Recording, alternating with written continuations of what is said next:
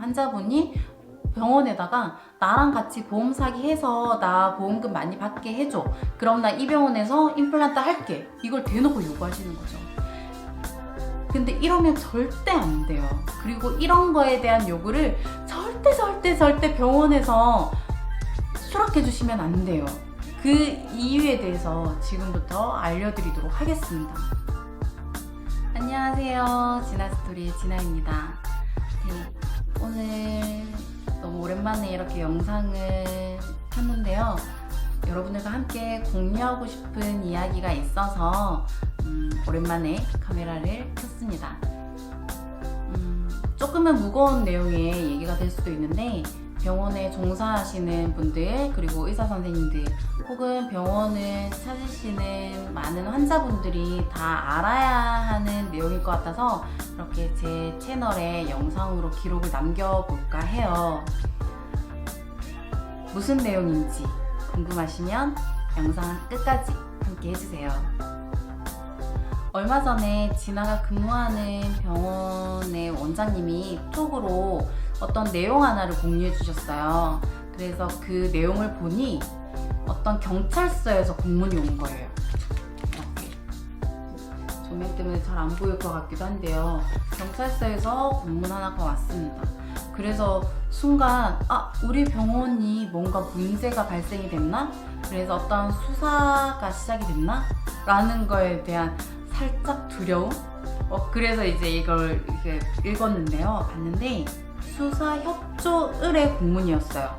의료 자문을 요하는 공문이었는데 내용은 잠깐 읽어드리면 경찰서에서 수사 중인 사건에 대해서 의료 자문을 요한다라는 걸로 이제 시작이 되고요.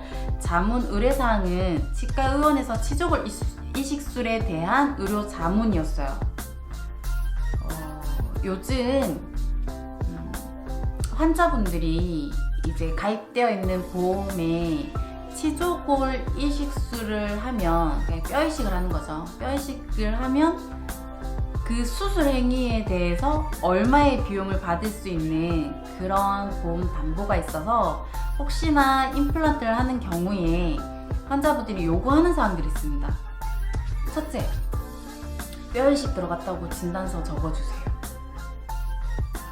혹은 골절이 아닌데 골절로 임플란트를 해서 뼈 이식이 들어가거나 하면 골절 진단비와 골절 수술비를 받을 수 있는 거예요. 거기에 뼈 이식으로 인한 치조골 이식술을 받는 거죠. 그럼 보험금을 좀 더 많이 받게 되잖아요. 그러니까 상병령을 치아 파절로 해주세요. 그리고 뼈 이식이 안 들어가도 뼈 이식 들어갔다고 해주세요. 라는 그런 정말 말도 안 되는 그런 요구를 하시는 경우가 있어요. 그리고 혹은 만약에 뼈 이식을 뭐 2군데 해야 돼요. 근데 이게 연결되어 있는 곳이에요. 이렇게 오른쪽 위에 이제 임플란트를 하면서 뼈 이식을 해야 되는데 임플란트 2개를 하게 되고 2군데 다 뼈 이식을 해야 되는 경우가 발생을 해요. 그럼 환자분들이 여기서 또 요구사항이 있습니다. 수술을 각각 따로따로 다른 날 해주세요. 그러면 이제 수술했는 날짜에 대해서 비용이 나오기 때문에 2번 비용을 받을 수 있는데 같은 날 2군데 수술을 하면 수술비를 한 번밖에 못 받는 거죠. 그렇게 요구하시는 환자분들도 계세요. 엄연히 이건 보험 사기거든요. 환자분이 병원에다가 나랑 같이 보험 사기 해서 나 보험금 많이 받게 해줘. 그럼 나 이 병원에서 임플란트 할게. 이걸 대놓고 요구하시는 거죠. 근데 이러면 절대 안 돼요. 그리고 이런 거에 대한 요구를 절대 병원에서 수락해 주시면 안 돼요. 그 이유에 대해서 지금부터 알려드리도록 하겠습니다. 의료 자문 의뢰사항이에요. 의료 자문 요지를 잠깐 읽어드리면 수사 대상 치과에서 압수한 진료 기록, 이 진료 기록에는 파노라마나 CT 사진 등 혹은 차트, 그리고 이제 환자하고 상담했던 상담 일지가 될 수도 있고 치료 계획서가 될 수도 있고 뭐 수납 내역서가 될 수도 있어요. 어쨌든 그 환자가 진료한 거에 대한 모든 정황을 볼 수 있는 그런 것들을 이제 수사기관에 제출을 해요. 이런 분쟁이 일어나게 되면. 이걸 토대로 분석해서 대상 치과가 진단서 및 진료 기록에 허위 내용이 없는지, 그리고 진료 차트에 기재된 이 행위가 정말 정당한 행위인지에 대한 의료 자문을 해달라는 거예요. 지금 이 경찰서에서 보낸 자문서는. 그리고 수사 협조 의뢰 항목을 보면요, 영상 자료와 진료 기록을 토대로 대상 치과 원장이 작성한 진단서 상의 치조골 이식술을 실제로 하였는지에 대한 여부를 판단해달라. 이 얘기는 그거죠. 뼈이식이 안 들어갔는데 뼈이식을 했다라고 하진 않았는지를 봐달라는 거예요. 그리고 두 번째, 영상 자료와 진료 기록을 토대로 환자에 대한 치조골 이식술과 임플란트 식립이 실제 필요하였는지에 대한 여부에 대해서 자문을 해달라. 그 외 치조골 이식술과 임플란트 식립 등 대상 치과 원장의 의료 행위가 적절한 것이었는지 부적절한 것이었는지 자문을 해달라는 거였고요. 그리고 만성 복합 치주염, 발치 후 치조골 이식의 적정 시기, 또 치조골 이식을 하는 것에 대한 최소한의 시기, 또 상악동 거상술이나 이런 시술을 할 때 인접 치아에 대해서 블록으로 한 번에 시술하지 않고 이 시술을 굳이 며칠의 틈을 둬서 나눠서 시술을 해야 하는 상황이었는지에 대해서 자문을 해달라는 거에 대한 내용이었어요. 이거를 토대로 봤을 때는 환자가 병원을 상대로 어떠한 소송을 제기한 게 아니라 보험사가 병원을 상대로 어떠한 소송을 제기한 거일 수도 있다라는 거를 유추해 볼 수 있어요. 환자가 이 시술이 정말 합당한 시술이었는지 판단해달라고 의뢰를 할 수도 있거든요. 근데 여기 마지막에 제가 읽어드린 항목처럼 인접한 치아에 뼈이식을 함에 있어서 며칠 혹은 2주에서 3주 등 짧은 기간에 나누어 시술해야 되는 이유 등 일반적인 치조골과 임플란트 식립에 대한 의학적 소견을 내달라는 건 제 생각에는 보험금을 준 보험회사에서 이 행위가 정말 적합한 행위였는지에 대한 자문을 요구하는 걸 수도 있겠다라는 생각이 들더라고요. 그렇다면 아까 말씀드렸던 그런 행위들, 그 행위들에 여러분은 어떻게 대처를 해야 할까요? 뼈이식을 우리가 병원에서 진행을 할 때 하지 않은 걸 했다라고 진단서에 기재를 한다든지 차트에 기재를 한다든지, 예전에 어떤 실장님한테 들은 얘긴데요. 저희 병원 원장님은 환자분이 임플란트 수술을 할 때 뼈이식 들어갔다고 좀 기재해 주시면 안 돼요? 라고 얘기를 하면 네? 그러고는 그냥 그 차트에다가 적는다는 거예요. 대부분의 그런 병원들이 그렇진 않습니다. 정말 극소수의 병원일 거라고 저는 생각을 해요. 암튼 그렇게 적어서 저는 좀 그게 걱정돼요 라고 얘기를 하는데, 원장님한테 괜찮나요? 물으면 뭐 어떻게 알 거야? 라는 얘기를 한대요. 근데 엑스레이를 찍거나 CT를 찍으면 뼈이식 들어간 거 알 수 있어요.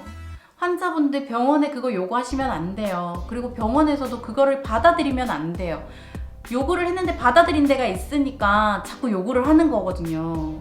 그래서 진단서에 혹은 차트에 하지 않은 행위를 했다라고 하면 안 돼요. 만약에 환자분이 그거를 요구를 한다면 정당하게 하지 않은 행위에 대해서는 기재를 해드릴 수 없습니다 라고 얘기를 하셔야 돼요. 그리고 두 번째는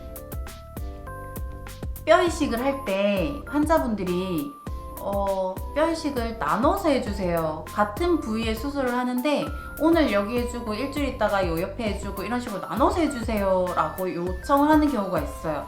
혹은 같이 시술을 했는데 차트상에는 나눠서 했는 걸로 적어주세요 라고 요구하는 경우도 있습니다. 절대로 거기에 응해주시면 안 되세요. 얼마 전에 작년 말이었던 것 같아요. 제가 근무하는 병원에도 그거를 요구하시는 분이 계셨어요. 그래서 실제로 이제 수술을 다 했는데, 그러니까 하루에 이제 뼈이식을 다 한 거죠. 4개의 임플란트를 동시에 식립을 하면서 3군데에 뼈 이식이 들어갔나 그랬던 것 같아요. 그랬더니 환자분이 이제 실밥분을 오셔서 실은 내가 임플란트를 하고 치적으로 이식술을 할 때 비용을 받을 수 있는 보험 담보가 있던데 이게 한 날 같이 하면 돈을 100만 원밖에 못 받는다는 거예요.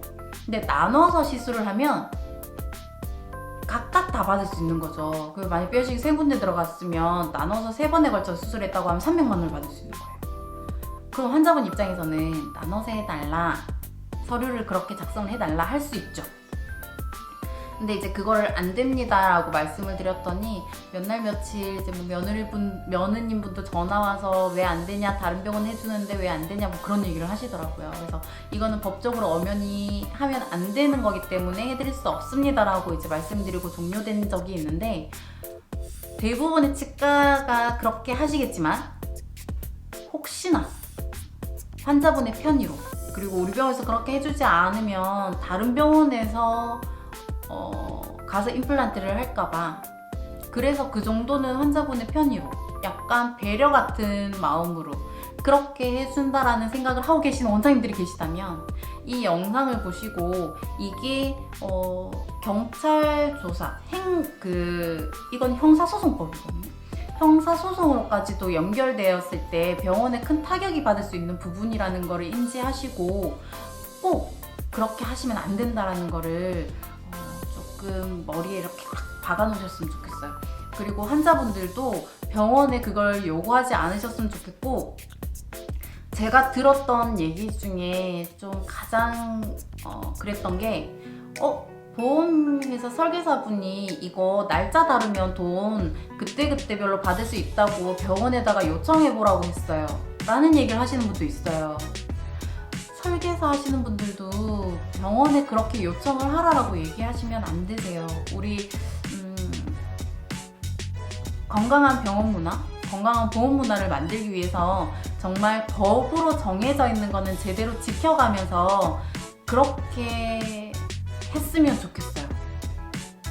네, 오늘 어쩌다 보니까 너무 이렇게 열변을 토하는 영상을 찍게 됐는데, 제가 이 의료 자문하는 공문을 보니 예전에 저도 의료 분쟁을 경험을 할 때 겪었던 그 부분들이 생각이 나서, 네, 여러분들도 이러한 법적인 그런 소송에 휘말리지 않으셨으면 좋겠는 마음에 이렇게 영상을 찍었고요. 우리가 정말 의료법을 지키고 하면 안 되는 것과 해야 하는 것을 구분해서 올바르게 진료를 하고 환자분들을 응대할 때, 비록 해주지 않음으로 인해서 그 환자를 놓칠 수는 있지만 오히려 그거는 그 환자를 놓치는 게 병원한테는 훨씬 더 이득인 거거든요.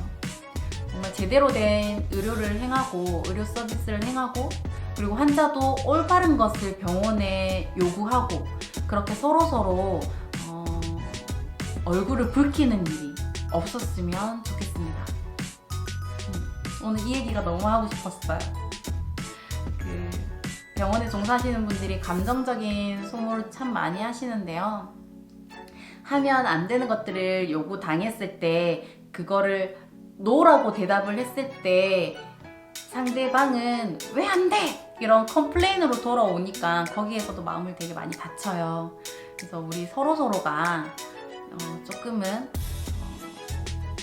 그런 걸 좀 구분해서 정당한 것들만 그렇게 받아들였으면 좋겠고, 여러 병원에서도 물론 이런 거에 응해주는 병원이 없겠지만 안 되는 걸 요구할 때는 정당하게 안 됩니다라고 바르게 얘기를 해주셔야 요구하시는 분들이 점점 줄지 않을까라는 생각을 합니다. 진아가 이번 영상에서 꼭 하고 싶었던 얘기는 우리가 행해야 하는 것과 하지 말아야 되는 것에 대한 구분을 정확하게 짓고, 우리가 노 해야 되는 부분은 정당하게 노를 외쳐서 우리 병원을 조금 보호할 수 있는 의료법에서, 아니면 이런 소송, 이런 좀 얼굴 붉히는 이런 일들에 그렇게 휘말리는 일을 만들지 않았으면 하는 마음입니다. 네. 다음에 또 다른 영상에서 여러분들에게 좀 도움이 될 그런 내용으로 또 찾아올게요. 그럼 우리 다음에 또 만나요. 안녕.